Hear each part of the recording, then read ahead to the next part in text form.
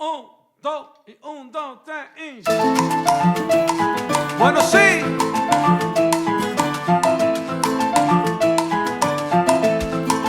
Camina.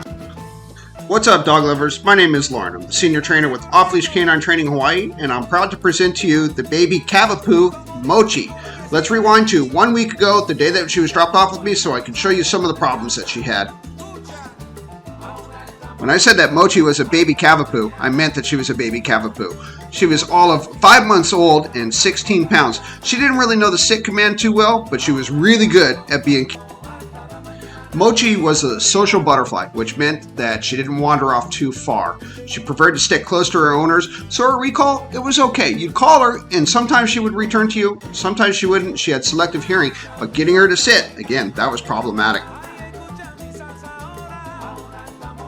When Mochi showed up, she didn't know the place command. The place command is my favorite command to teach because it teaches a dog stability and structure in their lives.